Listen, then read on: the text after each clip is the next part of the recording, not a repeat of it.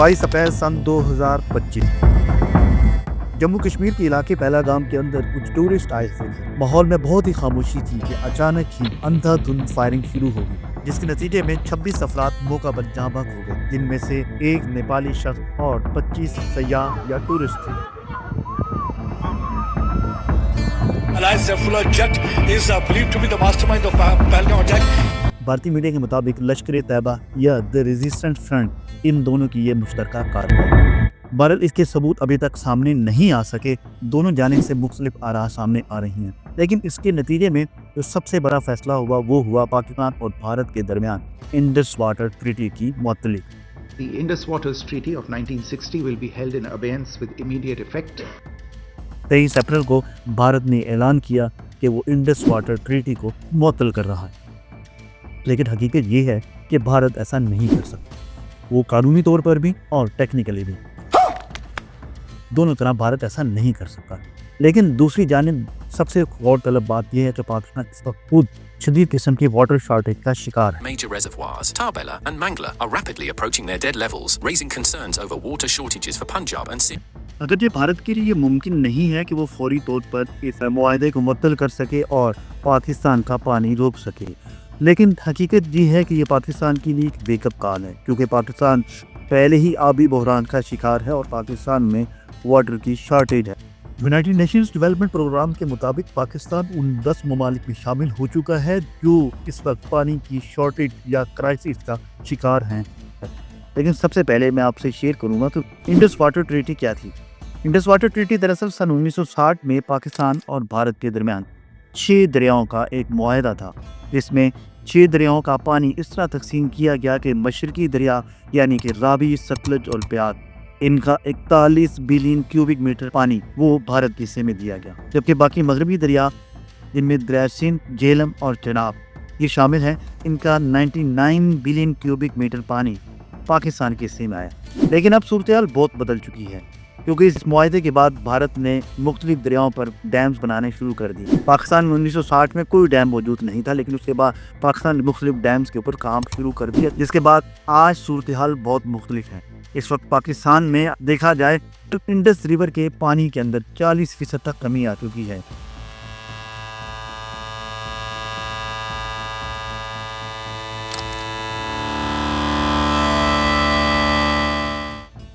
जब 1960 में Indus water treaty sign हुई तो उस वक्त इंडस रिवर के अंदर सालाना 180 बिलियन क्यूबिक मीटर पानी मौजूद होता था। आज ये मिकदार कम होकर 120 बिलियन क्यूबिक मीटर तक आ चुकी है, यानी 40% तक इसके पानी में कमी हो चुकी है। यही सूरत हाल दरिया झेलम और चनाब की भी है।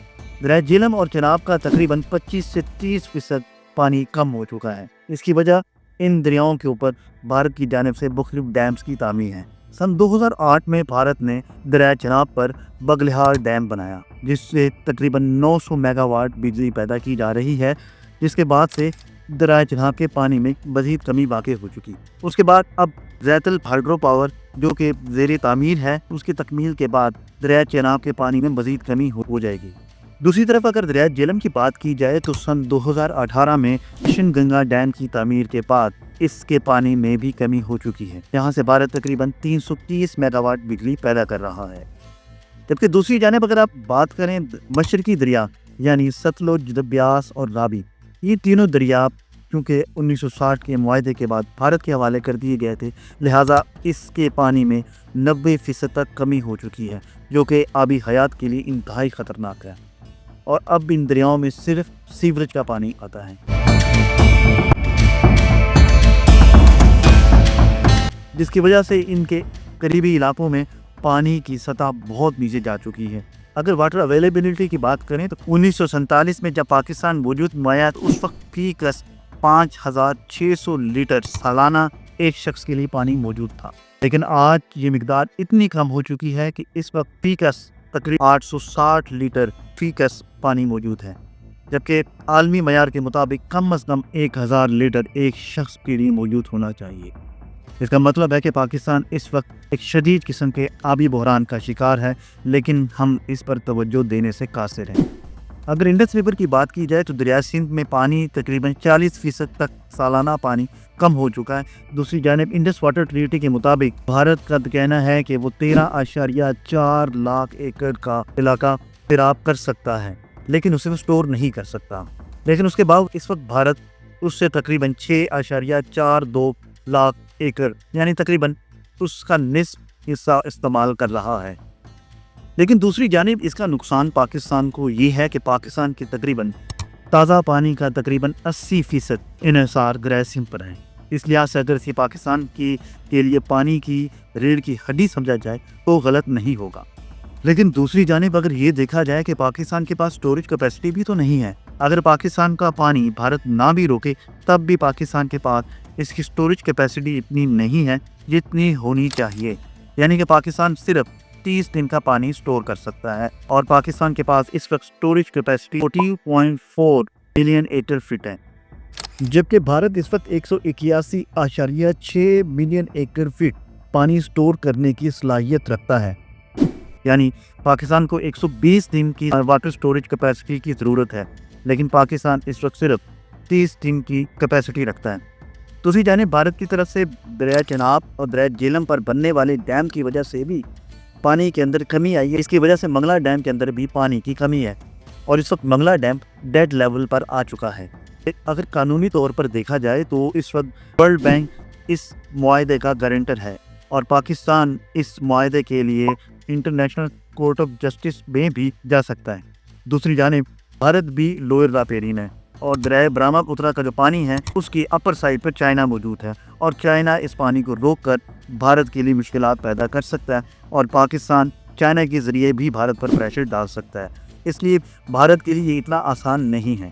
اور اگر اس کی ٹیکنیکل ریزنز کو دیکھا جائے تو اس وقت دریائے جیلم اور چناب پر اس کی تمام سٹوریج فل ہیں، اور وہ مزید پانی نہیں سٹور کر سکتا، لہٰذا پوری طور پر بھارت کے لیے دریائے جیلم اور چناب کا پانی روکنا ممکن نہیں ہے۔ دوسری جانب اگر دریائے سندھ کی بات کی جائے تو دریائے سندھ کا رخ موڑنا اتنا آسان نہیں ہے، اور اس کی فیزیبلٹی اور اس پر آنے والی لاگت اتنی زیادہ ہے کہ اس پر دہائیاں لگ سکتی ہیں، لہٰذا یہ پروجیکٹ اتنی جلدی نہیں بن سکتے۔ دریائے جیلم اور دریائے چناب پر بھی بھارت کو بہت بڑے پروجیکٹ لگانے پڑیں گے جن پر تقریباً دہائیاں لگ سکتی ہیں، لیکن اس کا مطلب یہ نہیں ہے کہ پاکستان اس وقت سیف زون میں ہے۔ پاکستان پہلے ہی پانی کی کمی کا شکار ہے، لہذا پاکستان کو فوری طور پر اس کے کچھ میجرز لینے ہوں گے۔ ہمیں پانی کے استعمال میں کمی لانی پڑے گی، اور ہمیں کچھ ایسی فصلیں جو زیادہ پانی استعمال کرتی ہیں ان کی کاشت میں بھی کمی لانی پڑے گی۔ لہٰذا یہ کہنا کہ بھارت ابھی فوری طور پر پاکستان کا پانی نہیں روک سکتا، یہ وقتی طور پر درست ہے، لیکن اس وقت سوچنے کی ضرورت ہے کہ ہمیں اگلی نسلوں کے لیے پانی کو کیسے سٹور کرنا ہے اور کیسے اسے محفوظ بنانا ہے۔ آج کی ویڈیو کے حوالے سے اپنی آراء کمنٹ سیکشن میں ضرور بتائیے گا۔ تب تک اجازت دیجیے، اللہ حافظ۔